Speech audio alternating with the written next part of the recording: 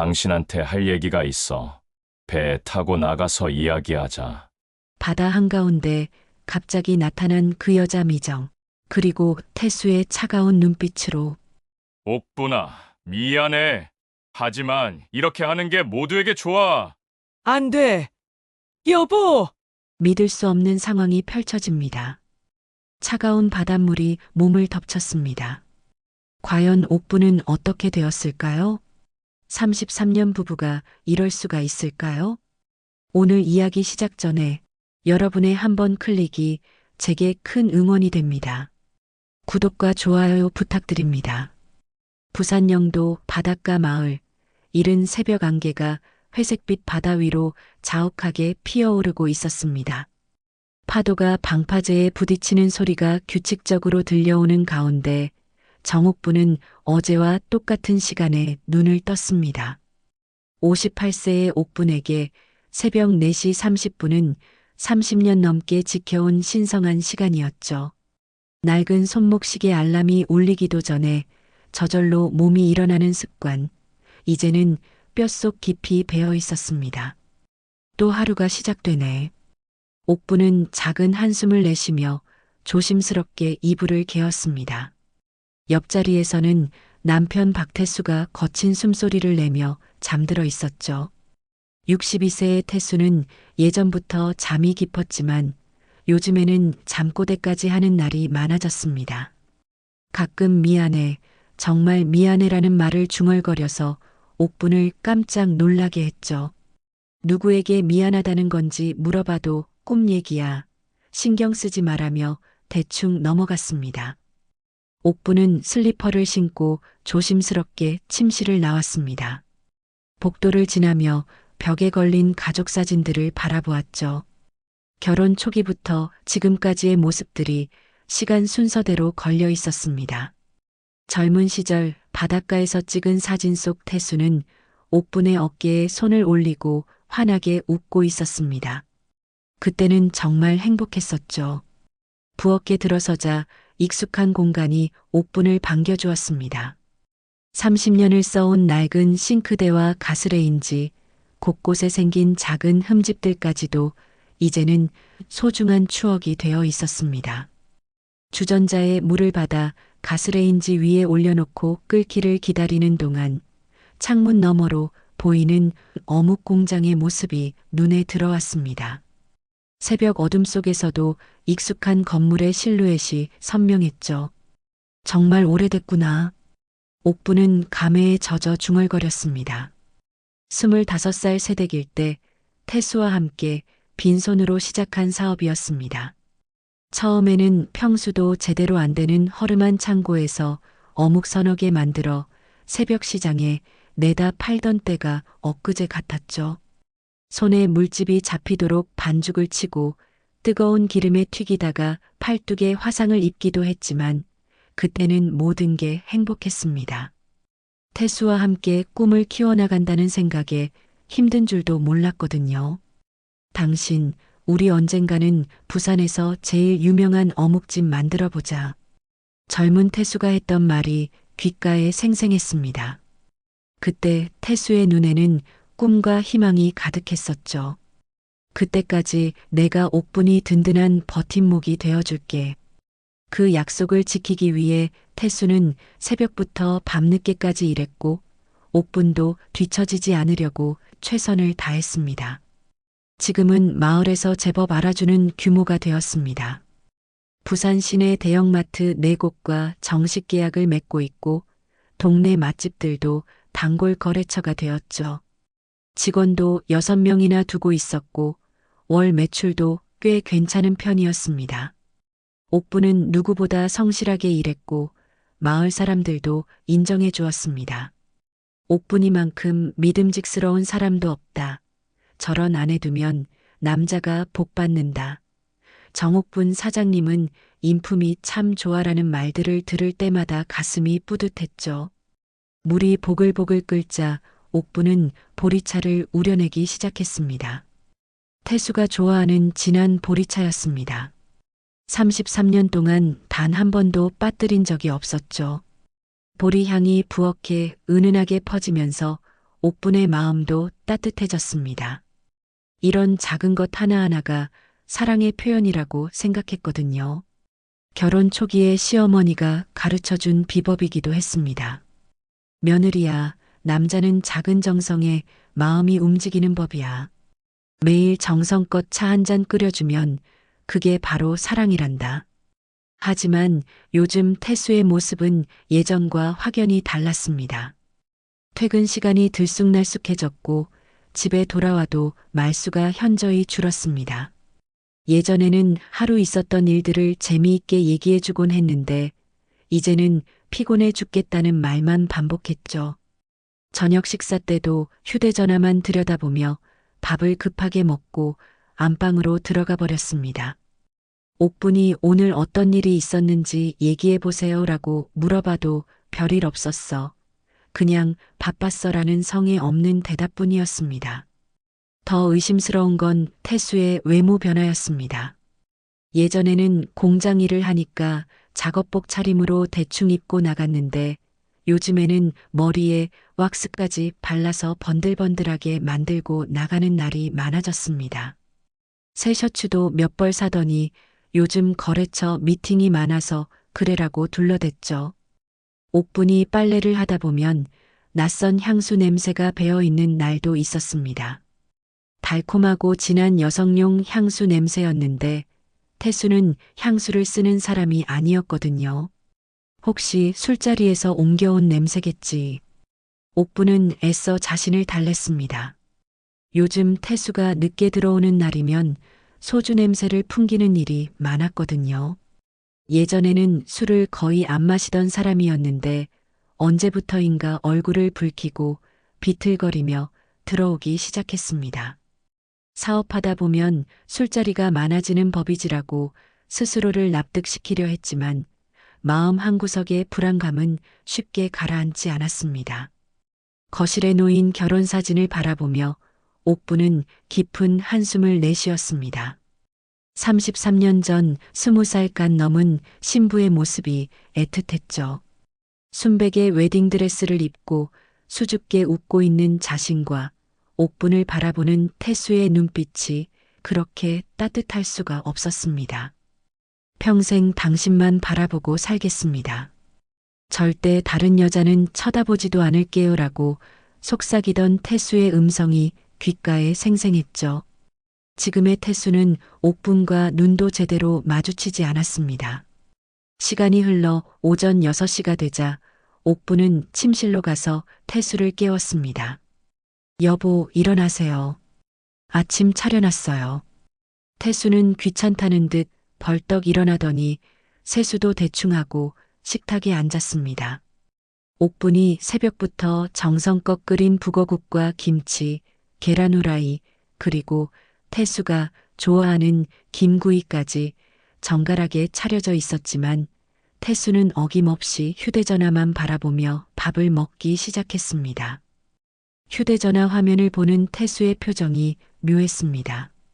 가끔 미소를 짓기도 하고 열심히 무언가를 타이핑하기도 했죠. 누구와 연락을 주고받는 건지 궁금했지만 옥분은 차마 물어볼 수가 없었습니다. 부부 사이에도 사생활은 있는 법이니까요. 오늘도 늦으실 건가요? 옥분이 조심스럽게 물었습니다. 태수는 화면에서 눈을 떼지 않은 채 성의 없게 대답했죠. 글쎄, 일이 많아서 모르겠네. 저녁 기다리지 말고 혼자 드세요. 그리고는 국도 다 마시지 않고 벌떡 일어섰습니다. 먼저 나갑니다. 평소에는 다녀오겠습니다라고 했는데 요즘에는 그런 인사도 생략하고 있었습니다. 현관문이 쾅 하고 닫히는 소리가 온 집안을 울렸습니다. 옥분은 텅 빈 식탁을 바라보며 가슴이 답답해졌습니다. 언제부터 이렇게 된 걸까요? 예전에는 아침마다 고마워, 맛있게 먹었어라는 인사라도 건네던 태수였는데 말이죠. 지금은 밥을 먹는 것조차 귀찮아하는 것 같았습니다. 식기를 정리하며 옥분은 마음속으로 다짐했습니다. 오늘 저녁에는 태수가 제일 좋아하는 갈치조림을 해야겠다. 그리고 맥주도 시원하게 해서 함께 마시면서 옛날 얘기도 나누고 대화를 해보자. 33년을 함께 살아온 부부인데 진심으로 대화만 잘하면 모든 게 예전처럼 돌아올 수 있을 거라고 믿었습니다. 혹시 태수가 무슨 고민이 있는 건 아닐까 하는 생각도 들었거든요. 오전 7시 옥부는 평소처럼 어묵 공장으로 향했습니다. 차가운 바닷바람이 볼을 스쳤지만 마음이 한결 가벼워졌습니다. 바다 냄새가 코끝을 자극하면서 복잡했던 생각들이 정리되는 기분이었죠. 공장 앞에 도착하자 이미 출근해 있던 직원들이 사장님 안녕하세요 하며 밝게 인사했습니다. 옥부는 환한 미소로 답했습니다. 네, 오늘도 좋은 하루 만들어가요. 모두들 고생 많으세요. 공장 문을 열고 들어서니 익숙한 어묵 냄새가 코끝을 간지렸습니다. 30년 넘게 맡아온 냄새였지만 여전히 정겨웠죠. 직원들과 함께 오늘 생산 계획을 확인하고 주문서를 점검하며 일과를 시작했습니다. 일에 집중하면 복잡한 마음도 정리될 거라고 옥부는 그렇게 믿고 있었습니다. 그날 오후 공장 일을 마친 옥부는 평소보다 일찍 집으로 향했습니다. 태수가 좋아하는 갈치를 사러 바닷가 시장에 들르려고 했거든요. 오늘만큼은 정말 맛있는 저녁을 준비해서 남편과 진솔한 대화를 나눠보고 싶었습니다. 마음속 불안감을 떨쳐내고 싶었죠. 옥분이 오늘은 일찍 끝났네. 공장 직원들이 인사를 건넸습니다. 네, 오늘 남편한테 맛있는 거 해드리려고요. 옥부는 환한 미소를 지으며 답했죠. 직원들은 사장님 정말 좋은 아내시네요 라며 엄지를 치켜 세웠습니다. 그 말에 옥분의 마음이 한결 가벼워졌어요. 바닷가 시장으로 향하는 길, 옥분은 어떤 요리를 해드릴까 고민했습니다. 태수가 제일 좋아하는 갈치조림에 된장찌개, 그리고 김치전까지 부쳐드리면 좋을 것 같았어요. 오늘은 맥주도 한 잔 따라드리면서 옛날 얘기도 해보자. 젊었을 때 둘이 꿈꿔왔던 이야기들, 그런 추억을 되살려보고 싶었습니다. 사장님, 오늘 갈치 어때요? 30년 단골인 해산물 가게 김 사장이 반갑게 맞아주었습니다. 우리 태수 씨 좋아하는 갈치로 큰 놈으로 골라주세요. 오늘 특별한 날이거든요. 옥부는 기분 좋게 말했습니다. 김 사장은 눈을 반짝이며 가장 싱싱한 갈치 2마리를 골라주었죠. 이것 봐, 이 갈치 눈이 얼마나 맑아. 새벽에 막 들어온 거야. 덤으로 미역도 조금 챙겨드릴게. 갈치와 함께 필요한 재료들을 챙긴 옥부는 바닷가 길을 따라 천천히 걸었습니다. 오후 4시경에 바다는 햇살을 받아 금빛으로 반짝반짝 빛나고 있었죠. 갈매기들이 자유롭게 날아다니고 파도 소리가 마음을 평온하게 해주었습니다. 정말 좋은 날씨네. 태수도 기분이 좋아질 거야. 그때였습니다. 바닷가 언덕 위에 자리한 해송횟집에서 익숙한 웃음소리가 들려왔어요. 태수의 목소리였습니다. 저건 우리 태수 웃음소리 같은데? 옥부는 걸음을 멈추고 횟집 쪽을 바라보았습니다. 2층 유리창 너머로 보이는 모습에 옥분의 가슴이 쿵 하고 내려앉았죠. 태수가 젊고 아름다운 여자와 마주 앉아 있었습니다. 그것도 아주 가까운 거리에서 말이죠. 여자는 긴 웨이브 머리를 한쪽으로 넘기며 우아하게 웃고 있었고 태수는 옥분에게 보여준 적 없는 부드러운 표정으로 그 여자를 바라보고 있었습니다. 눈빛이 그렇게 애정 어릴 수가 없었어요. 마치 갓 만난 연인들처럼 보였죠. 옥부는 다리에서 힘이 빠져 그 자리에 굳어버렸습니다. 손에 들고 있던 생선 봉지가 바닥에 떨어지는 소리도 들리지 않았어요. 저 여자는 누구지? 태수가 왜 저런 표정을 하고 있는 거야? 머릿속이 새하얗게 변했습니다. 33년 동안 태수가 다른 여자를 그렇게 바라보는 모습을 본 적이 없었거든요. 더 충격적인 건 태수의 모습이었습니다. 집에서는 늘 무뚝뚝하고 말 수 없던 태수가 그 여자 앞에서는 연신 웃으며 즐겁게 이야기를 나누고 있었거든요. 심지어 여자가 물을 마시려고 하자 컵을 대신 건네주기까지 했습니다. 33년 결혼 생활 동안 옥분에게는 한 번도 보여주지 않은 세심한 배려였죠. 혹시 내가 잘못 본 건 아닐까?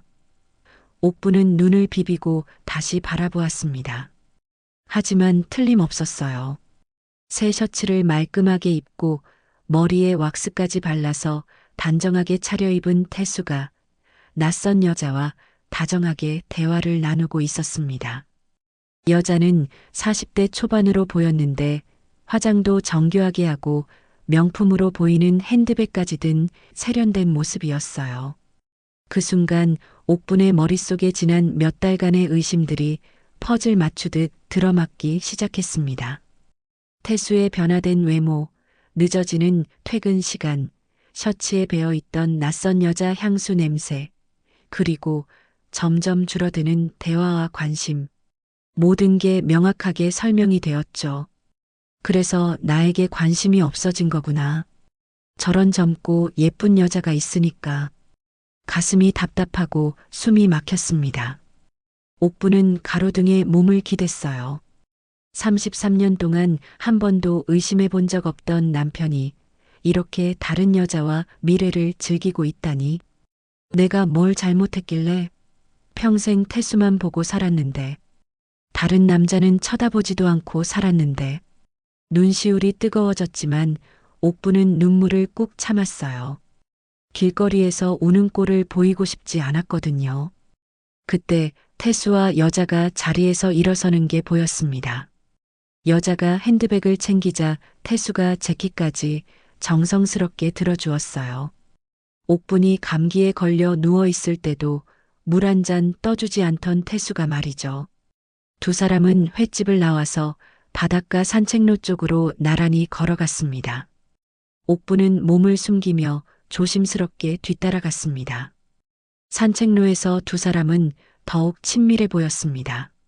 바닷바람에 여자의 머리카락이 날리자 태수가 자연스럽게 여자의 어깨에 손을 올려주었어요. 그리고 여자의 귀에 무언가를 속삭이기까지 했습니다. 그 모습을 본 옥분은 가슴이 찢어질 것 같았어요. 태수가 옥분에게는 수년째 스킨십 한 번 하지 않았는데 말이죠. 저 여자는 도대체 누구야? 옥분은 여자의 얼굴을 자세히 관찰해 보았습니다. 마을에서 본 적 없는 얼굴이었지만 뭔가 낯익은 느낌이 들었어요. 어디서 들어본 것 같았거든요. 그때 기억났습니다. 지난달 마을 사람들이 수군거렸던 이야기였어요. 마을 외곽 언덕에 미정인의 카페라는 작고 예쁜 카페가 새로 생겼다는 소문이 있었거든요. 카페 사장이 서울에서 내려온 젊고 예쁜 여자더라. 혼자 사는 것 같던데 참 세련됐어라는 이야기들을 들었었죠.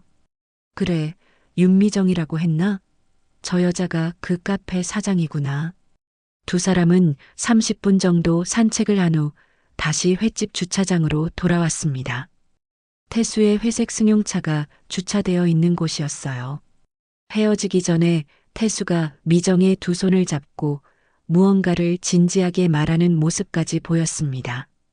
옥부는 그 순간 눈앞이 캄캄해졌어요. 정말이구나. 태수가 바람을 피우고 있어. 저 여자와 진짜 사귀는 거야. 미정이 자신의 하얀색 소형차로 먼저 사라진 후 태수도 차에 올라탔습니다. 시계를 보니 오후 5시 30분이었어요. 평소 퇴근 시간보다 2시간이나 빨랐죠. 그럼 지금까지 늦는다고 했던 건 모두 거짓말이었던 걸까요? 태수는 이를 핑계로 미정과 만나고 있었던 거예요. 옥부는 멍하니 서 있다가 바닥에 떨어진 생선 봉지를 주워 들었습니다. 갈치들이 비닐 밖으로 나와 있었지만 그것도 제대로 보이지 않았어요. 온 세상이 흔들리는 것 같았습니다. 집으로 향하는 발걸음이 납덩이처럼 무거웠습니다. 갈치조림을 해서 태수와 좋은 시간을 보내려던 계획이 모두 산산조각 났어요. 어떻게 해야 하지? 모른 척 해야 할까? 아니면 따져 물어봐야 할까? 머릿속이 하얗게 비어 있는 것 같았습니다. 집에 도착했을 때 태수는 이미 들어와 있었습니다. 거실 소파에 편하게 앉아서 텔레비전 뉴스를 보고 있었죠. 마치 아무 일도 없었다는 듯이 말이에요. 일찍 오셨네요? 옥분이 떨리는 목소리로 말을 걸자 태수는 화면에서 눈을 떼지 않고 대답했습니다. 오늘 일이 일찍 끝났어. 그런데 당신은 왜 이렇게 늦었어? 거짓말이었습니다. 옥분이 직접 본 거였으니까요. 생선 사러 시장에 갔다가 김 사장하고 이야기하다 보니 늦었어요. 옥분도 거짓말을 했습니다. 태수에게 직접 따져 물을 용기가 나지 않았거든요. 태수는 여전히 텔레비전만 바라보며 그래라고 성의 없게 답했어요. 저녁 준비를 하며 옥분은 계속 태수를 관찰했습니다. 혹시 평소와 다른 점이 있나 살펴보려고 했지만 태수는 여전히 무뚝뚝했어요. 마치 아무 일도 없었다는 듯이 말이죠. 어떻게 이렇게 태어날 수가 있을까? 몇 시간 전까지 다른 여자와 다정하게 있었으면서 갈치조림이 완성되었지만 옥분은 도저히 식욕이 나지 않았습니다. 태수는 평소와 똑같이 밥을 먹으며 휴대전화만 바라보았어요. 혹시 미정에게서 온 메시지는 아닐까 하는 생각에 가슴이 두근거렸습니다. 여보, 오늘 하루는 어떠셨어요? 옥분이 떨리는 목소리로 물었습니다. 태수는 잠깐 고개를 들더니 별일 없었어. 그냥 바빴지라고 답했죠. 새빨간 거짓말이었습니다. 옥분이 직접 목격했거든요. 태수는 일터가 아닌 바닷가 횟집에서 다른 여자와 달콤한 시간을 보내고 있었는데 말이에요. 그 순간 옥분은 뼛속 깊이 깨달았습니다. 자신이 알고 있던 태수는 이미 존재하지 않는다는 것을. 33년을 함께 산 남편이 완전히 낯선 사람처럼 느껴졌어요. 그날 밤 옥분은 잠들 수가 없었습니다. 태수 옆에 누워 있으면서도 마음은 온통 오늘 본 충격적인 장면들로 가득했죠. 태수와 미정이 다정하게 손을 잡던 모습, 태수가 미정을 바라보던 그 애틋한 눈빛이 계속 머릿속을 맴돌았습니다. 33년 동안 나만 바라보겠다던 그 약속은 뭐였을까? 옥분은 태수의 잠든 얼굴을 바라보았습니다. 달빛이 창문으로 들어와 태수의 얼굴을 비추고 있었어요. 예전에는 그렇게 다정해 보이던 얼굴이 이제는 낯설기만 했습니다. 언제부터 이렇게 변한 거야? 내가 언제부터 이렇게 모르는 사람과 함께 살고 있던 거지? 새벽 2시가 넘어서야 겨우 잠이 들었는데 4시 30분에 또다시 눈이 떠졌습니다. 몸은 피곤했지만 마음이 너무 복잡해서 더 이상 잠들 수가 없었어요. 옥분은 조용히 일어나 부엌으로 향했습니다. 평소처럼 보리차를 우리면서도 손이 덜덜 떨렸죠. 어떻게 해야 하지? 태수한테 직접 물어봐야 할까? 옥분은 혼잣말을 중얼거렸습니다. 하지만 용기가 나지 않았어요. 만약 태수가 사실을 인정하면 어떻게 될까요? 33년 결혼 생활이 그냥 끝나버리는 건가요?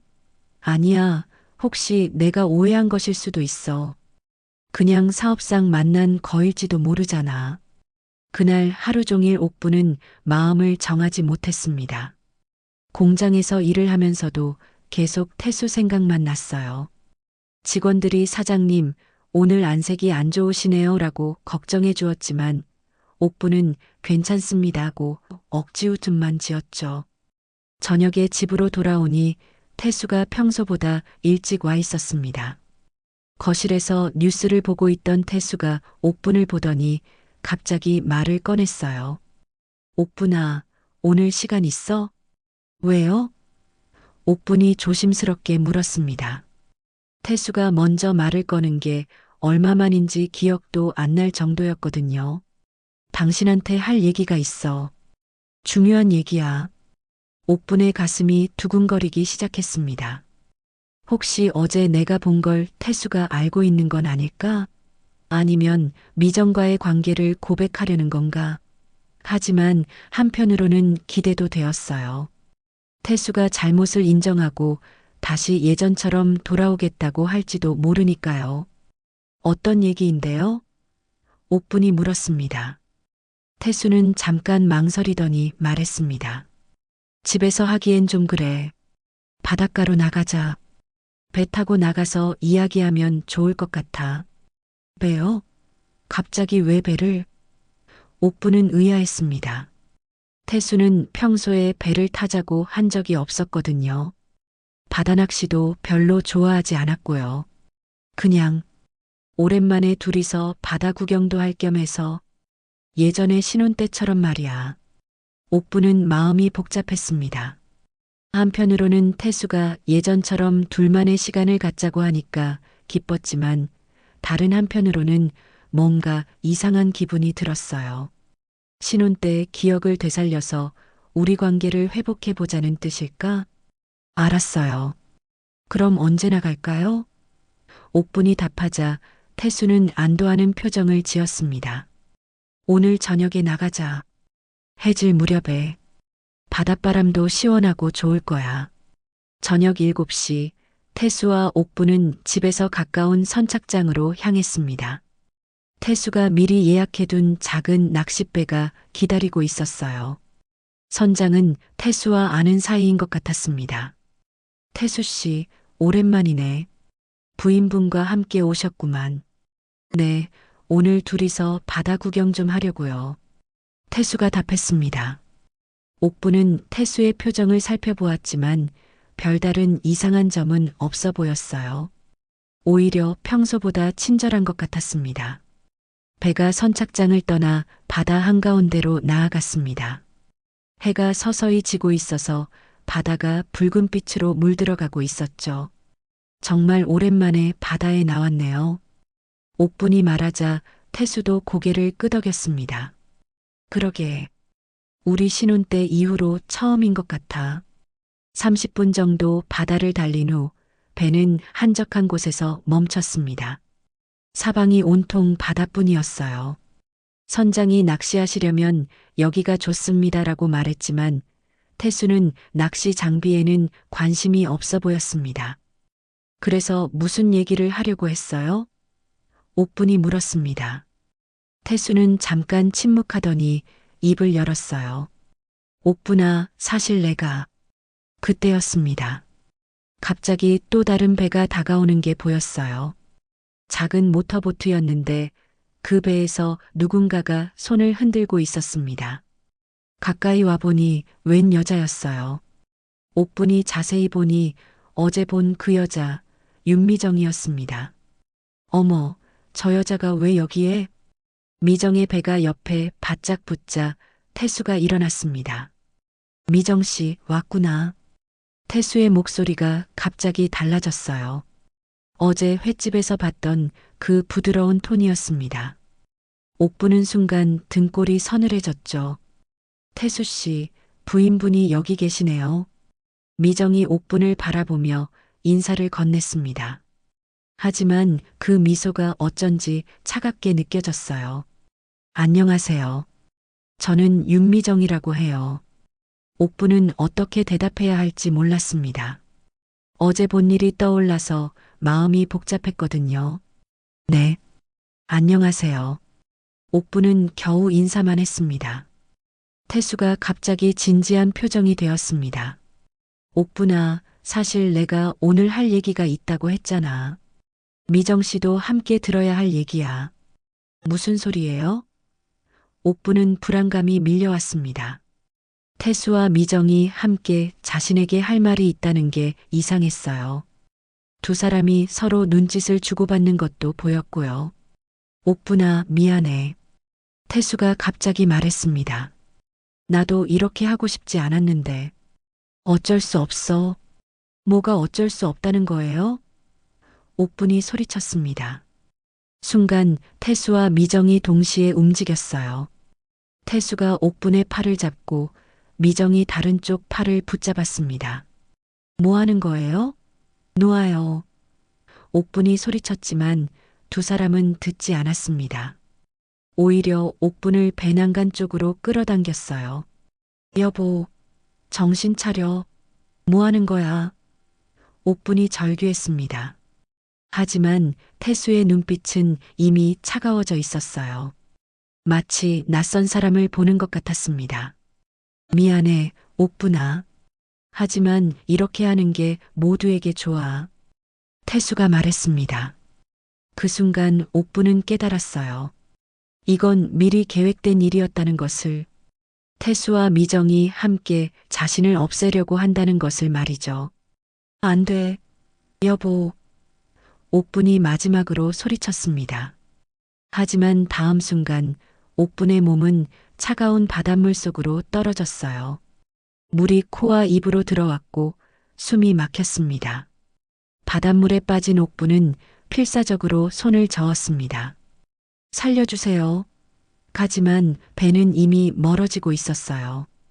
어둠이 내린 바다에서 옥분은 혼자 떠 있었습니다. 파도가 옥분을 밀어내고 또 끌어당겼습니다. 바닷물이 자꾸 입으로 들어와서 숨쉬기가 힘들었어요. 의식이 흐릿해지면서 옥분은 생각했습니다. 33년 동안 사랑했던 남편이 나를 죽이려고 해? 이게 현실이야? 하지만 그 순간 옥분의 마음속에서 뭔가가 끓어오르기 시작했습니다. 분노였어요. 이대로 끝낼 순 없어. 절대 이대로 죽을 순 없다. 생존 본능이 깨어났습니다. 옥분은 마지막 힘을 다해 물 위로 머리를 내밀었습니다. 멀리 불빛이 보였어요. 저기까지만 가자. 옥분은 그 불빛을 향해 필사적으로 헤엄치기 시작했습니다. 바닷물은 차갑고 거셌지만 옥분의 의지는 더 강했습니다. 너희들이 날 죽였다고 생각하겠지만 틀렸어. 난 살아남을 거야. 그리고 반드시 복수할 거야. 차가운 바닷물 속에서 옥분은 죽을 힘을 다해 헤엄쳤습니다. 파도가 거세게 몰아쳐서 몸이 이리저리 휘청거렸지만 포기할 수는 없었어요. 살아야 한다. 반드시 살아남아야 해. 옥분의 머릿속에는 오직 하나의 생각만 있었습니다. 몇 시간을 헤엄쳤는지 알 수 없었어요. 팔다리가 저려오고 숨이 가빠졌지만 옥분은 멈추지 않았습니다. 멀리 보이던 불빛이 점점 가까워지고 있었거든요. 조금만 더 가면 돼. 새벽이 밝아올 무렵 옥분은 작은 섬의 해안가에 겨우 닿을 수 있었습니다. 온몸에 힘이 빠져서 모래사장에 쓰러졌어요. 의식이 흐릿해지면서 정신을 잃었죠. 마지막으로 기억나는 건 갈매기 울음소리였습니다. 어머, 이 사람 살아있어. 낯선 목소리에 옥분이 눈을 떴습니다. 한 50대 중반으로 보이는 어부가 옥분을 내려다보고 있었어요. 아주머니, 괜찮으세요?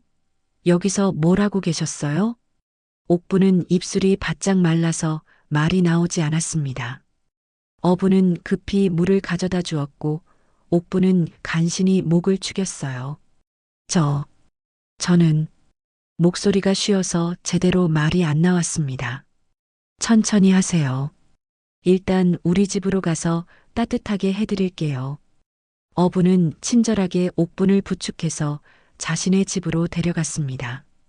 작은 어촌 마을의 소박한 집이었어요. 어부의 아내가 옥분에게 따뜻한 미역국과 마른 옷을 가져다 주었습니다. 아이고, 무슨 일이세요? 이 새벽에 바닷가에서 쓰러져 계시다니. 옥분은 눈물이 났습니다.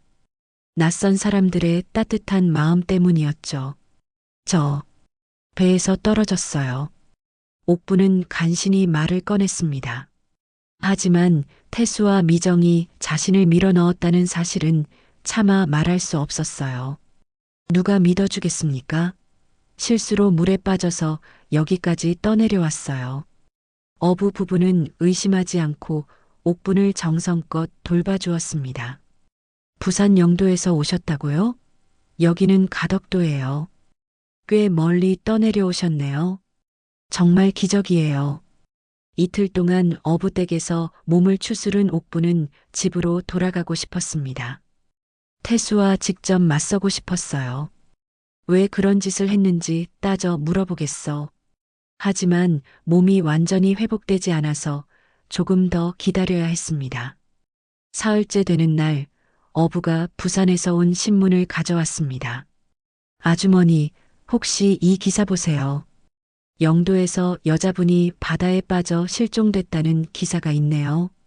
옥분이 신문을 받아든 순간 온몸이 얼어붙었습니다.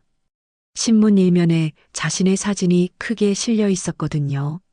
부산 영도 어묵공장 사장 정옥분 씨 바다에서 실종, 사흘째 수색 중이라는 제목이 보였어요. 기사를 자세히 읽어보니 더욱 충격적이었습니다.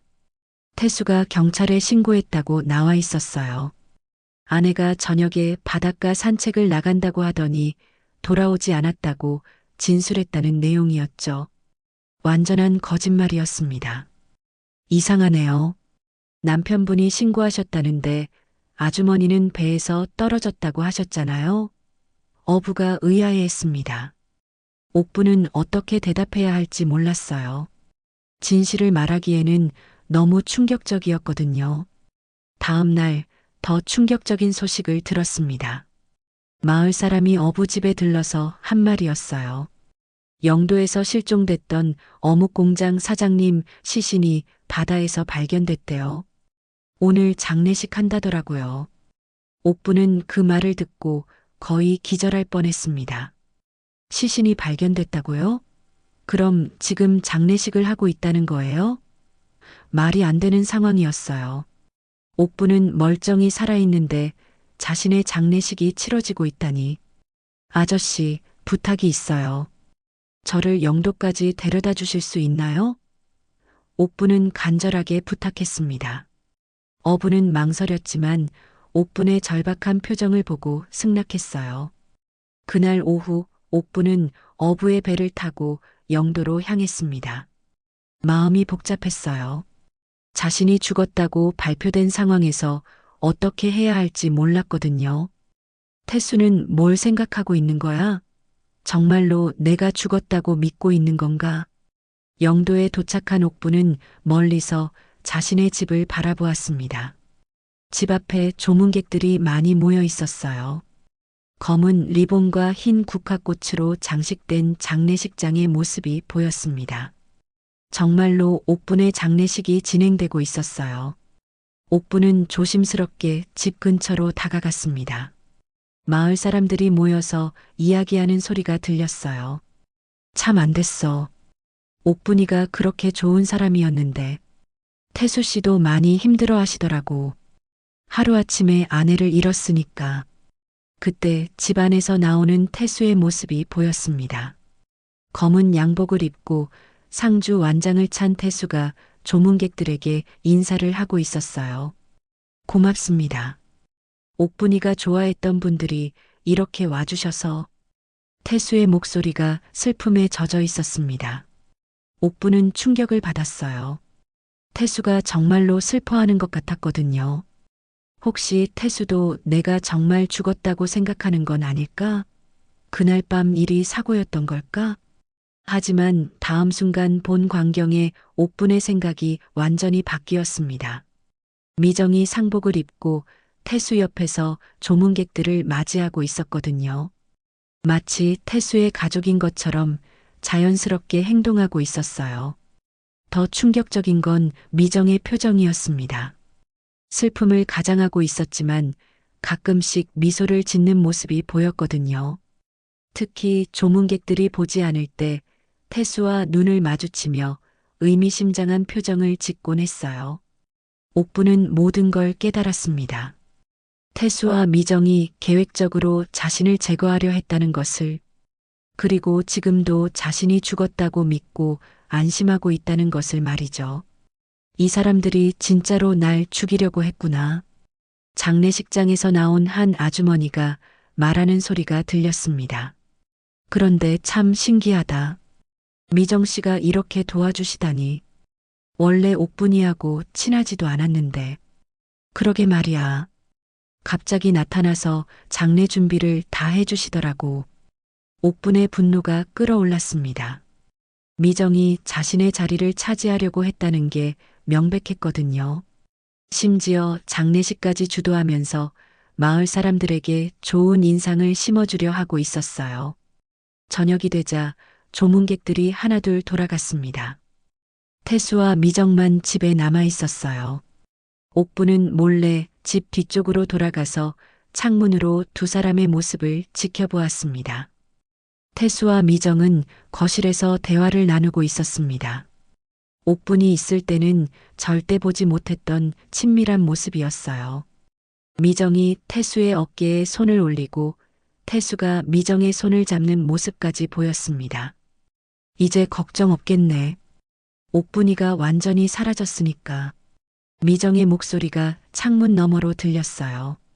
그래, 이제 우리가 새로 시작할 수 있어.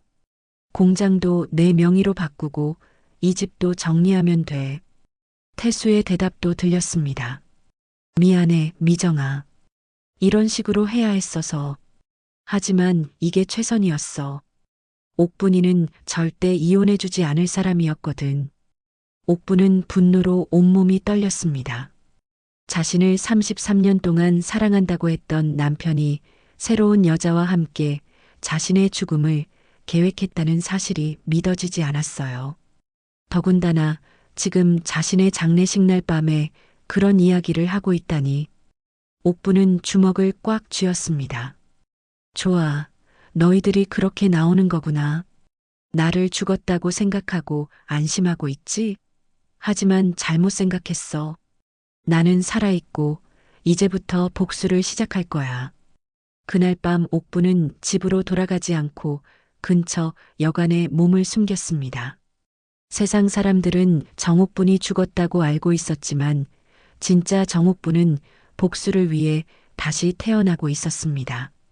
장례식 다음 날부터 옥부는 완전히 새로운 삶을 시작했습니다.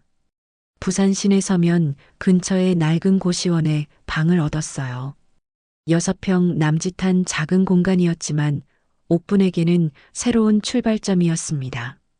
신분증이 문제였지만 고시원 주인에게 집에 화재가 나서 모든 서류를 잃어버렸다고 거짓말을 했어요. 다행히 현금으로 보증금과 월세를 미리 내니까 크게 따지지 않더라고요. 이제 정말 혼자구나. 옥부는 텅 빈 고시원 방에 앉아서 중얼거렸습니다.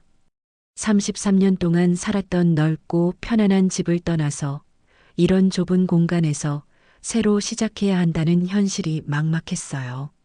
하지만 포기할 수는 없었습니다. 살아남았으니까 의미가 있는 거야. 첫 번째로 한 일은 외모를 바꾸는 것이었어요. 평생 기르던 긴 머리를 어깨까지 자르고 처음으로 머리 염색을 했습니다. 검은 머리를 갈색으로 바꾸니까 완전히 다른 사람처럼 보였어요. 평소에 입던 수수하고 단정한 옷들 대신 젊은 스타일의 옷들을 샀습니다. 거울을 보니 58세 아줌마가 아니라 40대 중반의 여성처럼 보였어요. 이제 아무도 날 알아보지 못할 거야. 옥부는 거울 속 자신을 바라보며 씁쓸하게 웃었습니다. 정옥분이라는 이름도 버렸어요. 이제부터는 김영이라는 가명을 사용하기로 했습니다. 생계를 해결하는 것이 급선무였어요. 나이가 있고 학력도 없는 상황에서 구할 수 있는 일자리는 많지 않았습니다. 며칠을 돌아다닌 끝에 시내 중화요리 음식점에서 설거지 일자리를 구했어요. 사장은 나이가 좀 있으시지만 성실해 보이시네요. 그리고 손도 부지런해 보이고요라며 흔쾌히 받아주었죠. 하루 8시간씩 일하고 받는 돈은 하루 5만 원, 한 달이면 150만 원 정도였습니다. 30년 넘게 사장 노릇을 해온 옥분에게는 충격적인 액수였어요. 어묵 공장에서 한 달에 벌던 돈의 10분의 1도 안 되는 금액이었거든요. 설거지 일은 생각보다 훨씬 힘들었습니다. 기름때가 잔뜩 낀 접시들을 하루 종일 씻어야 했고 뜨거운 물 때문에 손가락이 빨갛게 부어올랐어요. 허리도 아프고 다리도 퉁퉁 붓곤 했습니다. 하지만 옥부는 참고 견뎠어요. 이 정도는 아무것도 아니야. 태수와 미정이 나한테 한 일에 비하면 말이야. 일을 마치고 고시원으로 돌아오는 길에 옥부는 늘 영도 쪽을 바라보았습니다.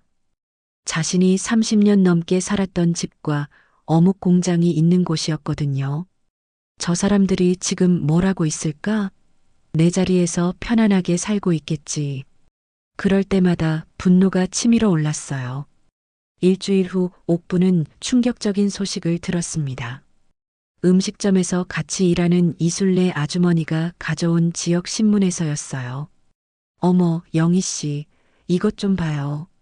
영도 어묵 공장 사장님 남편이 재혼한다네요. 옥부는 신문을 받아들고 기사를 읽어보았습니다. 태수와 미정이 다음 달에 결혼식을 올린다는 내용이었어요. 기사에는 갑작스럽게 사랑하는 아내를 잃은 깊은 슬픔 속에서 따뜻한 위로를 건네준 윤미정 씨와 새로운 인연을 맺게 되었다고 나와 있었습니다. 마을 사람들과 거래처 사람들이 축하해주고 있다는 내용도 있었죠. 한 달도 안 됐는데 벌써 재혼이라니. 옥부는 분노로 손이 떨렸어요. 33년 결혼 생활이 이렇게 쉽게 지워져 버리는 게 믿어지지 않았습니다. 내가 죽은 지 한 달도 안 됐는데 벌써 다른 여자와 결혼식 준비를 하고 있다니. 정말 미친 사람들이야. 더 충격적인 건 재산 상속 관련 기사였습니다. 태수가 옥분 명의로 되어 있던 어묵 공장과 집, 그리고 예금까지 모두 상속받았다는 내용이었어요. 총 재산이 15억 정도로 추정된다고 나와 있었습니다. 법적으로는 아무 문제가 없었죠. 부부 사이니까 당연히 남편이 상속받는 게 맞았으니까요. 15억이라고? 내가 평생 모은 돈이 그렇게 많았나? 옥부는 놀랐어요. 그동안 돈에 대해 크게 생각해 본 적이 없었거든요. 그저 성실하게 일하고 조금씩 저축했을 뿐인데 그게 그렇게 큰 돈이 되어 있었던 거예요. 며칠 후 옥부는 참을 수 없어서 밤늦게 몰래 영도로 갔습니다. 자신의 집 근처 골목에 숨어서 지켜보니 미정이 이미 그 집에서 살고 있었어요. 거실 불이 환하게 켜져 있었고 미정이 태수와 함께 저녁을 먹고 있는 모습이 창문 너머로 보였습니다. 옥분이 정성껏 갖고 놓은 작은 화단도 다 뜯어내고 새로운 꽃들을 심어 놓았더라고요. 장미꽃과 개나리 대신 화려한 튤립과 수선화가 심어져 있었어요. 내 정원까지 자기 마음대로 바꿔놨구나. 창문 너머로 보니 미정이 옥분에 부엌에서 요리를 하고 있었습니다. 옥분이 30년 넘게 사용했던 그 부엌에서 옥분의 냄비와 프라이팬을 사용해서 말이에요. 심지어 옥분이 아끼던 꽃무늬 앞치마까지 두르고 있었어요. 내 자리를 완전히 차지했구나. 내 물건들까지 다 사용하면서. 더 기가 막힌 건 거실에 걸린 사진들이었습니다. 옥분과 태수의 결혼 사진들이 모두 사라지고 태수와 미정이 찍은 사진들이 걸려 있었어요. 마치 처음부터 미정이 그 집의 주인이었던 것처럼 꾸며져 있었습니다. 며칠 후 옥부는 더욱 놀라운 일을 목격했습니다. 어묵 공장을 지나가던 중에 태수와 미정이 공장 간판을 바꾸고 있는 모습을 봤거든요. 정옥분 어묵이라고 30년 동안 쓰여 있던 간판을 떼어내고 태수미정 어묵이라는 새 간판을 달고 있었어요. 30년 동안 내가 피땀 흘려서 키운 사업을 저렇게 쉽게. 옥분의 눈에서 분노의 눈물이 흘러내렸습니다. 자신의 모든 것이 하루아침에 다른 사람의 것이 되어버린 현실이 참담했어요. 더욱 분한 건 마을 사람들이 아무렇지도 않게 그 상황을 받아들이고 있다는 사실이었습니다.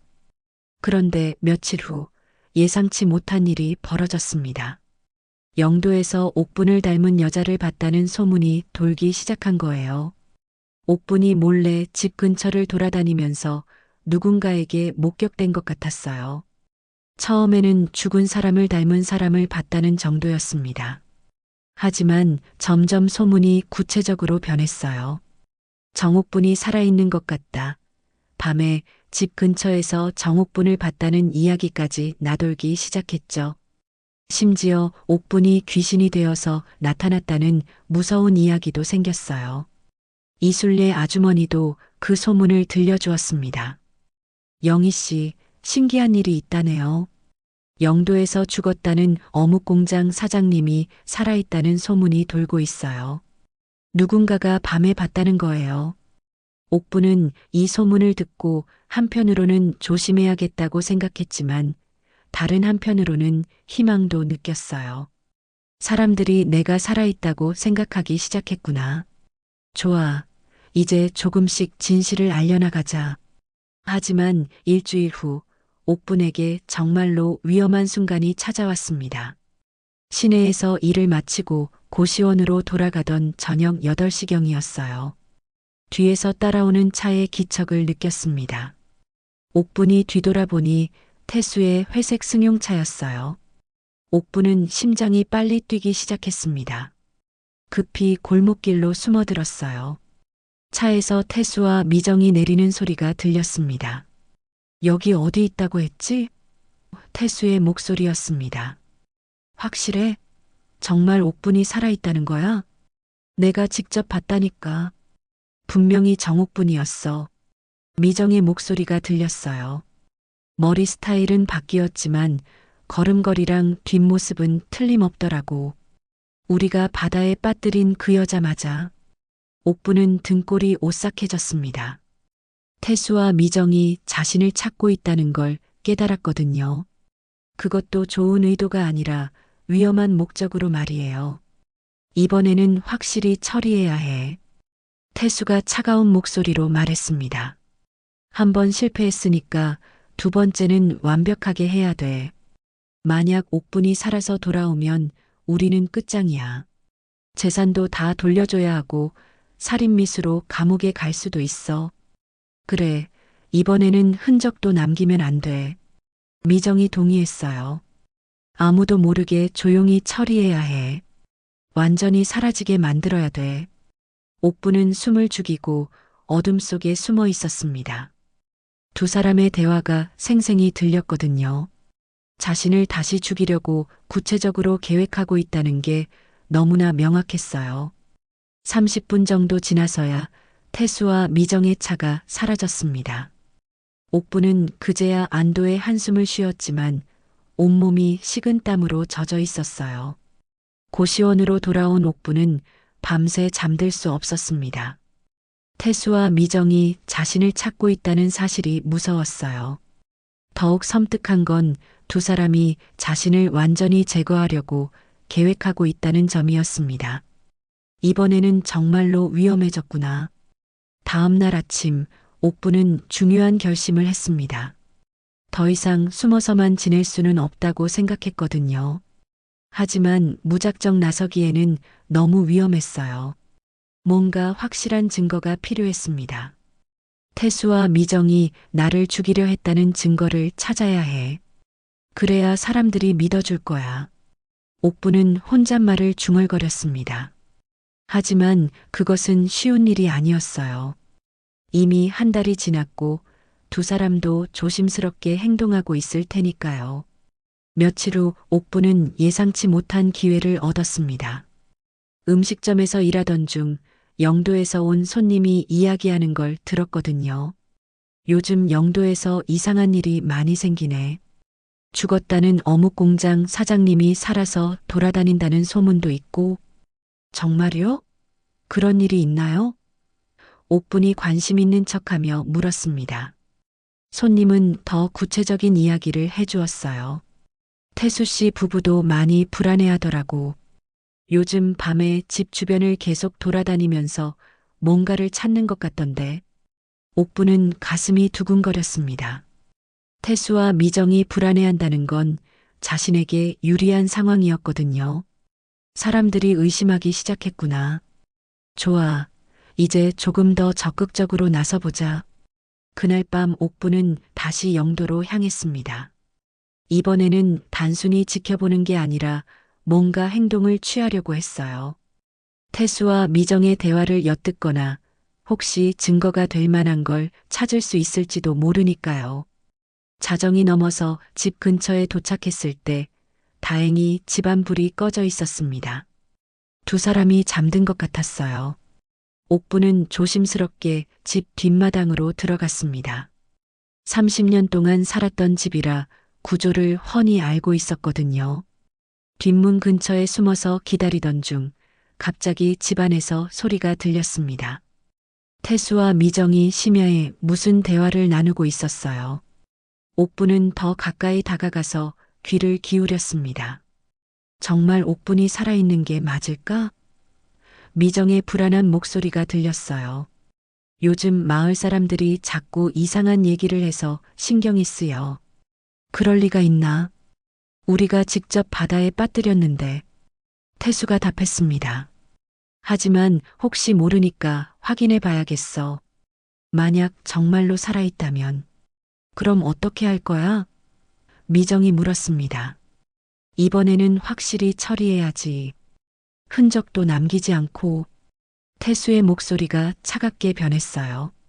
옥분이 살아서 돌아오면 우리가 한 모든 일이 들통날 거야. 재산도 빼앗기고 감옥에 갈 수도 있어. 옥분은 몸서리쳤습니다. 두 사람이 여전히 자신을 제거할 계획을 세우고 있다는 게 생생하게 들렸거든요. 하지만 이번에는 녹음기라도 가져왔어야 했는데 그런 준비를 하지 못한 게 아쉬웠어요. 내일 밤에 다시 그 주변을 돌아보자. 태수가 말했습니다. 만약 정말로 옥분이 살아있다면 분명히 다시 나타날 거야. 그때 확실히 처리하면 돼. 옥분은 더 이상 듣고 있을 수가 없었습니다. 급히 그 자리를 떠나려고 했는데 그만 실수로 화분에 걸려서 넘어지고 말았어요. 화분이 바닥에 떨어지면서 큰 소리가 났습니다. 뭐야? 뭔 소리야? 태수의 목소리가 들렸어요. 곧이어 집안에 불이 켜지고 뒷문이 열리는 소리가 났습니다. 옥부는 황급히 담장 너머로 몸을 숨겼습니다. 태수가 손전등을 들고 뒷마당을 살펴보는 모습이 보였어요. 누가 있었나 보네. 화분이 깨졌어. 설마 옥분이? 미정도 나와서 주변을 둘러보았습니다. 정말로 살아있는 건 아닐까? 옥부는 숨을 죽이고 담장 뒤에 숨어 있었습니다. 다행히 두 사람은 옥분을 발견하지 못하고 집 안으로 들어갔어요. 하지만 이제 정말로 위험해졌다는 걸 느꼈습니다. 다음 날부터 태수와 미정은 본격적으로 옥분을 찾기 시작했습니다. 마을 곳곳을 돌아다니며 수상한 사람이 없는지 살펴보았고 심지어 사설탐정까지 고용했어요. 옥분의 행방을 추적하려고 했던 거죠. 옥분은 이 사실을 음식점 손님들을 통해 알게 되었습니다. 영도 태수 씨 부부가 탐정을 고용했다던데 아내 사건을 다시 조사한다고 하더라고. 그 말을 들은 옥분은 등골이 서늘해졌어요. 일주일 후 정말로 위험한 일이 벌어졌습니다. 옥분이 일을 마치고 고시원으로 돌아가던 길에 태수의 차가 나타난 거예요. 이번에는 피할 수 없었습니다. 차가 바로 앞에서 멈추더니 태수와 미정이 내렸어요. 정옥분 맞지? 태수가 다가오며 말했습니다. 옥분은 부인하려고 했지만 소용없었어요. 태수는 확신하고 있었거든요. 33년을 함께 살았는데 내가 못 알아볼 줄 알았어? 뭔 소리예요? 저는 김영이라고 해요. 모르는 분이신데요. 옥분이 애써 태어난 척했지만 목소리가 떨렸어요. 그만 거짓말해. 미정이 다가왔습니다. 우리가 다 알고 있어. 당신이 그날 밤 바다에서 살아남았다는 것도 주변에 사람이 거의 없는 골목길이었습니다. 태수와 미정은 옥분을 둘러쌌어요. 옥분은 도망치려 했지만 두 사람이 막았습니다. 이번에는 확실히 처리해야겠어. 태수가 차가운 표정으로 말했습니다.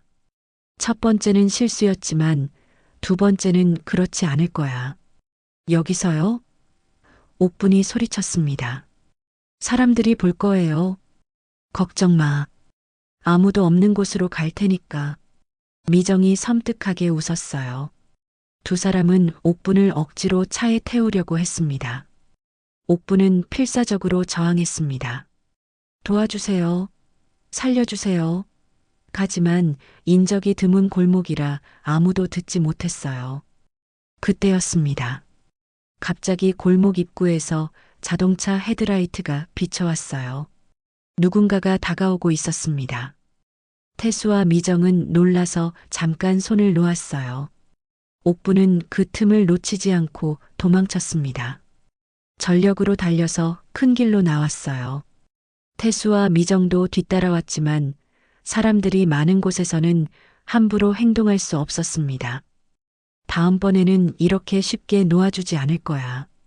태수가 멀리서 소리쳤습니다. 옥분은 그 말을 듣고 온몸이 떨렸어요. 그날 밤 옥분은 고시원에 돌아가지 못했습니다. 태수와 미정이 그곳을 알고 있을 수도 있었거든요. 대신 24시간 사우나에서 밤을 보냈어요. 이제 정말 위험해졌어. 옥분은 사우나 휴게실에서 잠 못 이루며 생각했습니다. 저 사람들이 나를 포기하지 않을 거야. 계속 쫓아올 거고 언젠가는 정말로 죽일지도 모르겠어. 하지만 동시에 분노도 더욱 커졌습니다. 좋아. 이제는 나도 가만히 있지 않겠어. 저 사람들의 악행을 세상에 알리고 내가 당한 억울함을 반드시 풀어야겠어. 다음 날 아침 옥분은 새로운 결심을 했습니다. 더 이상 도망만 다닐 수는 없었어요. 이제는 정면 승부를 해야 할 때였습니다. 하지만 혼자서는 역부족이었어요. 도움이 필요했습니다. 순자 언니에게 도움을 요청해 볼까? 옥분은 평생 친구였던 김순자 권사님을 떠올렸습니다. 33년 동안 서로를 믿고 지내온 사이였거든요. 순자 언니라면 내 말을 믿어줄 거야. 다음 날 아침 일찍 옥분은 김순자 권사님을 찾아갔습니다. 33년 동안 가장 가까웠던 친구였죠. 순자 권사님은 옥분의 장례식에서도 가장 슬퍼했던 사람이었어요. 혹시라도 자신을 의심할까봐 걱정이 되었지만 이제는 선택의 여지가 없었습니다.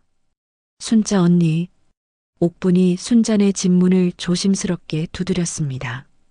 문이 열리자 순자 권사님이 나왔는데 옥분을 보는 순간 비명을 질렀어요. 어머나, 옥분아. 순자 권사님의 얼굴이 하얗게 질렸습니다. 언니, 저예요. 정옥분이에요. 옥분이 간절하게 말했습니다. 순자 권사님은 한참 동안 옥분을 바라보더니 눈물을 흘리기 시작했어요. 정말 너야? 정말로 살아있었구나? 순자 권사님은 옥분을 집 안으로 데려가서 자초지종을 들었습니다. 태수와 미정이 자신을 바다에 빠뜨렸다는 이야기를 들은 순자 권사님은 분노로 떨었어요. 그 나쁜 놈들이 어떻게 그런 짓을 할 수가 있어? 언니, 저 혼자서는 이 사람들을 상대할 수가 없어요. 도와주세요. 옥분이 울면서 부탁했습니다. 순자 권사님은 주저하지 않고 고개를 끄덕였어요. 당연히 도와야지. 그런 악한 사람들을 그냥 둘 수는 없어. 순자 권사님은 교회에서 오랫동안 권사로 활동했던 덕분에 마을에서 신뢰받는 인물이었습니다. 그녀의 증언이라면 사람들이 믿어줄 거라고 옥분은 생각했어요. 언니가 함께 해주시면 마을 사람들이 믿어줄 거예요. 옥분아, 우리가 증거를 좀 더 확실히 모아야 해. 순자 권사님이 말했습니다. 내가 살아있다는 것만으로는 부족해. 태수와 미정이 너를 죽이려 했다는 증거가 있어야 사람들이 믿어줄 거야. 며칠 동안 두 사람은 증거를 모으기 위해 노력했습니다. 순자 권사님은 마을 사람들과 대화하면서 태수와 미정의 행동에 대한 의심스러운 점들을 수집했어요.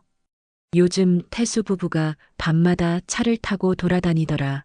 미정이가 갑자기 나타나서 옥분이 죽기 전부터 태수랑 가까워졌더라는 증언들을 모았습니다. 옥분은 그날 밤 바다에 빠졌을 때 입고 있던 옷을 증거로 보관하고 있었어요. 바닷물에 젖어서 상한 옷이었지만 그날의 증거가 될 수 있었죠. 또한 가덕도 어부 부부의 증언도 중요한 증거였습니다. 일주일 후 순자 권사님은 결정적인 정보를 얻었습니다. 그날 밤 태수와 미정이 함께 배를 탔다는 선착장 사람의 증언이었어요. 분명히 밤 7시쯤에 태수 씨가 부인분이랑 함께 배를 빌려갔는데 9시쯤에 태수 씨하고 다른 여자가 돌아왔어요. 그때는 이상하다고 생각 안 했는데 지금 생각해보니 수상하네요. 이제 충분해. 순자 권사님이 말했습니다. 사람들 앞에서 진실을 밝혀야 해. 마을회관에서 마을 사람들을 모아놓고 공개적으로 이야기하자. 옥부는 떨렸지만 결심했습니다. 좋아요, 언니. 이제 더 이상 숨어 살 수는 없어요.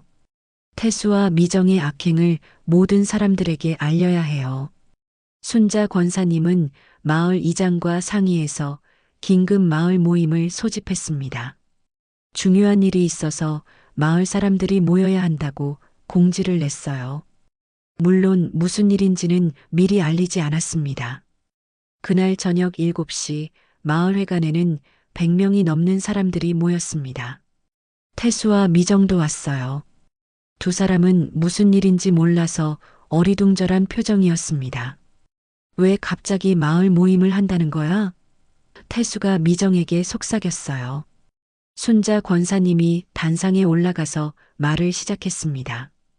마을 분들, 오늘 여러분들께 매우 중요한 이야기를 해드려야 합니다.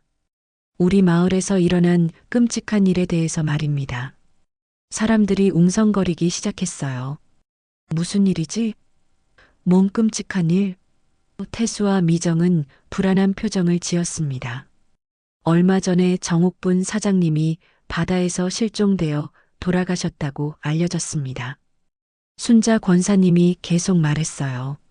하지만 진실은 그게 아니었습니다.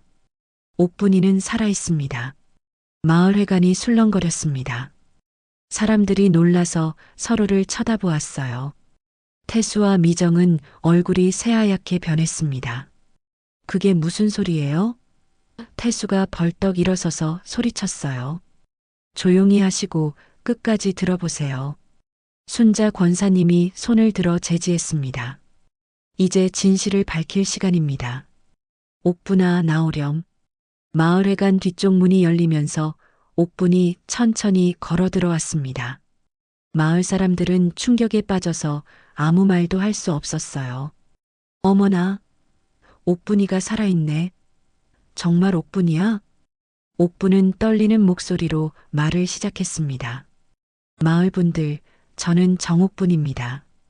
죽지 않고 살아 돌아왔습니다. 마을회관이 조용해졌어요. 모든 사람들이 옥분의 말에 귀를 기울였습니다. 저는 제 남편 박태수와 윤미정에게 바다에 빠뜨려졌습니다. 옥분이 계속 말했어요. 그들은 저를 죽이고 제 재산을 차지하려고 했어요. 거짓말이야. 태수가 소리쳤습니다. 이 여자는 가짜야. 내 아내는 죽었어. 하지만 마을 사람들은 옥분을 알아보고 있었어요. 33년 동안 함께 살아온 이웃을 못 알아볼 리 없었거든요. 태수 씨, 그만하세요. 이장이 말했습니다. 분명히 옥분이 사장님이 맞습니다. 우리가 어떻게 모르겠어요? 미정이 일어서서 변명하려 했어요. 여러분, 이건 오해입니다. 우리는 그런 짓을 하지 않았어요.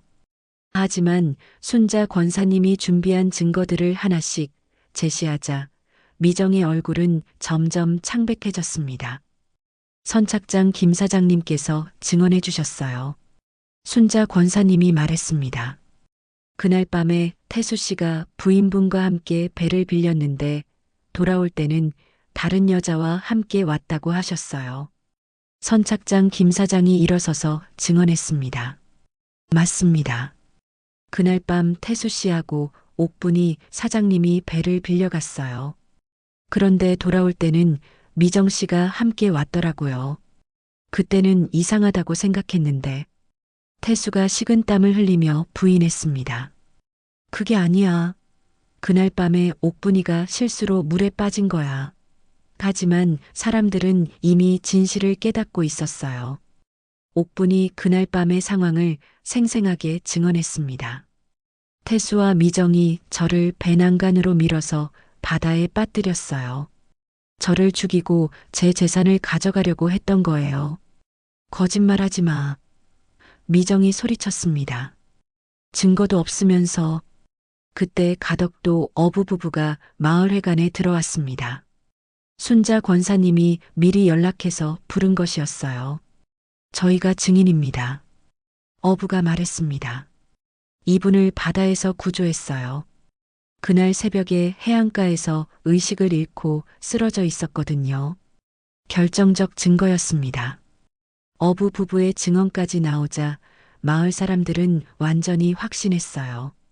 정옥분이 진짜 살아있고 태수와 미정이 그녀를 죽이려 했다는 것을 말이죠. 이제 모든 게 밝혀졌습니다. 이장이 엄숙하게 말했습니다. 태수 씨, 미정 씨, 여러분은 정말 끔찍한 일을 저질렀습니다. 태수는 더 이상 부인할 수 없었습니다. 무릎을 꿇고 바닥에 주저앉았어요. 미안해, 옥분아. 정말 미안해. 33년 만에 처음으로 진심 어린 사과였습니다. 미정은 끝까지 발악했지만 소용없었어요. 증거와 증인들이 너무나 확실했거든요. 마을 사람들은 분노했고 곧바로 경찰에 신고했습니다. 그날 밤 태수와 미정은 경찰에 붙잡혀갔습니다. 살인미수와 사기 혐의였어요. 옥부는 33년 만에 처음으로 진짜 해방감을 느꼈습니다. 태수와 미정이 경찰에 붙잡혀간 다음 날 옥부는 33년 만에 처음으로 자신의 집 문을 당당하게 열고 들어갔습니다. 미정이 바꿔놓은 가구들과 장식품들이 낯설었지만 이 집은 분명히 옥분의 집이었어요. 30년 넘게 정성껏 갖고 온 보금자리였습니다. 거실에 앉아서 주변을 둘러보니 감회가 새로웠어요. 정말 다시 돌아왔구나. 옥부는 혼잣말을 중얼거렸습니다. 죽을 뻔했던 그 끔찍한 밤부터 지금까지 마치 악몽 같은 시간이었지만 이제 모든 게 끝났어요. 며칠 후 순자 권사님이 좋은 소식을 가져왔습니다. 옥부나 변호사님이 말씀하시는데 내 재산 모두 다시 되찾을 수 있대. 태수가 상속받은 것도 모두 무효가 될 거래.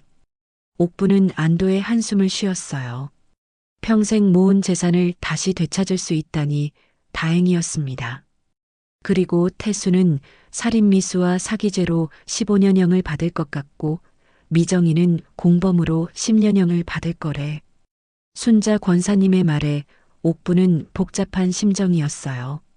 33년을 함께 산 남편이 감옥에 가는 것이 기쁘지만은 않았거든요.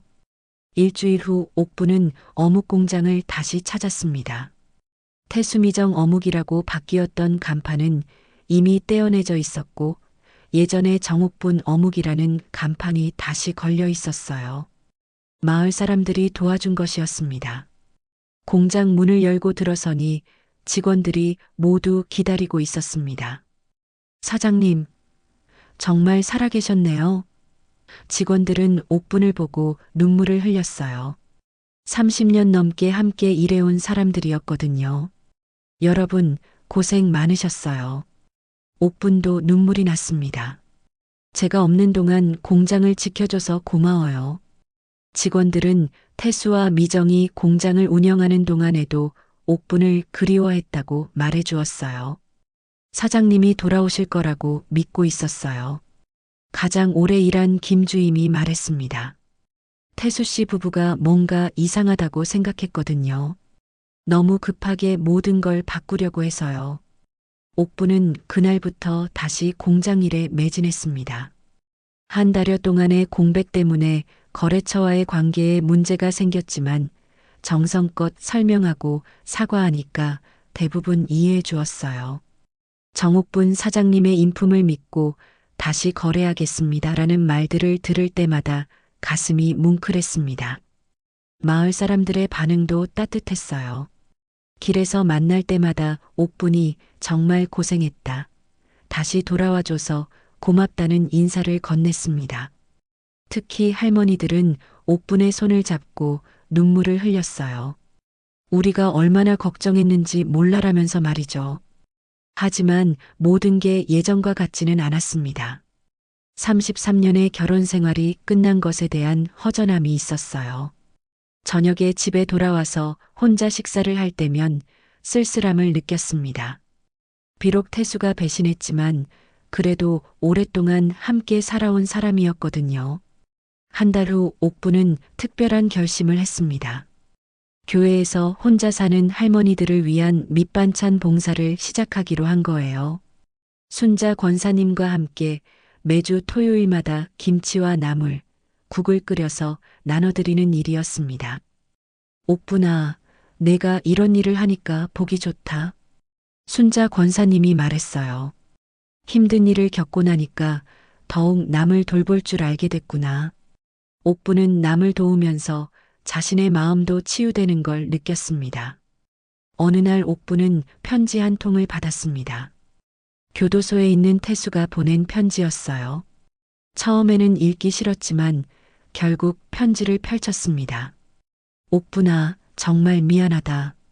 내가 정신이 나갔었다. 33년 동안 너만큼 좋은 아내는 없었는데 순간의 욕심 때문에 모든 걸 망쳤다. 용서해달라는 말은 하지 않겠다. 다만 내가 행복하게 살기를 바랄 뿐이다. 옥부는 편지를 읽고 복잡한 마음이었어요. 분노도 있었지만 한편으로는 33년간의 추억이 떠올랐습니다. 하지만 이미 되돌릴 수 없는 일이었죠. 옥부는 편지를 서랍에 넣어두고 일상으로 돌아갔습니다. 계절이 바뀌어 봄이 왔습니다. 옥부는 집 앞 화단에 새 꽃들을 심었어요. 미정이 심었던 튤립과 수선화를 모두 뽑아내고 예전에 기르던 장미와 개나리를 다시 심었습니다. 이제 정말 내 집 같아. 옥부는 만족스럽게 웃었어요. 공장 매출도 점점 회복되었습니다. 새로운 거래처들도 생겼고 직원들의 사기도 높아졌어요. 무엇보다 옥분 자신이 예전보다 더 활기차게 일하고 있었습니다. 죽음의 문턱에서 돌아온 경험이 삶에 대한 감사함을 더해준 것 같았어요. 어느 저녁 옥부는 혼자 바닷가를 걸었습니다. 그 끔찍한 밤 이후로 처음 바다를 제대로 본 것이었어요. 파도 소리를 들으니 그때의 기억이 생생하게 떠올랐습니다. 차가운 바닷물, 죽음의 공포, 그리고 살아야겠다는 의지. 바다야, 고마워. 옥부는 바다를 향해 말했습니다. 너는 날 삼키지 않고 다시 살려줬구나. 바닷바람이 옥분의 머리카락을 흩날렸어요. 이제 그 바람은 차갑지 않았습니다. 오히려 따뜻하고 상쾌했죠. 석양이 바다 위로 지고 있었습니다. 옥부는 방파제에 앉아서 그 광경을 바라보았어요. 예전에는 태수와 함께 이런 석양을 보곤 했는데 이제는 혼자였습니다. 하지만 외롭지 않았어요. 오히려 마음이 평온했습니다. 나는 다시 태어났어. 옥부는 혼잣말을 했습니다. 예전에 나는 죽었지만 새로운 나는 더 강해졌어. 정말 그랬어요. 58세의 나이에 완전히 새로운 인생을 시작한 것 같았습니다. 며칠 후 옥부는 놀라운 제안을 받았습니다. 부산 시내의 한 대형마트에서 정옥분 어묵을 전용 매장으로 입점시키겠다는 제안이었어요. 옥분의 사연이 알려지면서 더욱 유명해진 거였습니다. 사장님의 이야기를 듣고 감동받았습니다. 마트 관계자가 말했어요. 이런 정성과 의지로 만든 어묵이라면 분명히 성공할 겁니다. 옥부는 새로운 기회에 설렘을 느꼈습니다. 그날 저녁 순자 권사님과 함께 저녁을 먹으며 옥부는 미래에 대한 계획을 이야기했어요. 언니, 나는 이제 정말 새로운 삶을 살고 싶어요. 더 많은 사람들에게 도움이 되고 의미 있는 일을 하면서 살고 싶어요. 그래, 옥부나. 내가 그럴 자격이 충분해. 순자 권사님이 대답했습니다. 힘든 시련을 이겨낸 너라면 뭐든 할 수 있을 거야. 그날 밤 옥부는 일기를 썼습니다. 오랫동안 쓰지 않았던 일기였어요. 오늘은 새로운 시작의 날이다. 과거의 아픔은 이제 추억으로 묻어두고 앞으로는 희망찬 미래만 바라보며 살겠다. 나를 시련으로 단련시켜준 모든 경험에 감사한다. 다음 날 아침 옥부는 일찍 일어나서 바닷가로 산책을 나갔습니다. 새벽 바다는 고요하고 아름다웠어요. 갈매기들이 자유롭게 날아다니고 어부들이 하루 일과를 준비하고 있었습니다. 새로운 하루가 시작됐구나. 옥부는 깊이 숨을 들이마셨습니다. 바다 냄새가 코끝을 간지렸지만 이제는 무섭지 않았어요. 오히려 생명력이 느껴졌습니다. 파도가 발끝에 닿았습니다. 옥부는 그 차가운 물의 감촉을 느끼며 미소를 지었어요. 바다는 자신을 죽이려 했던 곳이지만 동시에 새로운 생명을 선사해 준 곳이기도 했거든요. 저 멀리 수평선 너머로 해가 떠오르고 있었습니다. 황금빛 햇살이 바다를 가로질러 옥분에게 다가왔어요. 옥분은 그 빛을 받으며 두 팔을 벌렸습니다. 자유롭고 당당한 모습이었죠. 이제 옥분의 눈빛에는 두려움이 아닌 희망이 가득했습니다. 58세의 나이에 찾아온 새로운 시작, 그 앞에는 무한한 가능성이 펼쳐져 있었습니다. 오늘 옥분처럼 우리 인생에도 언제나 새로운 시작이 있습니다. 구독과 좋아요, 댓글로 여러분의 시작 이야기도 들려주세요.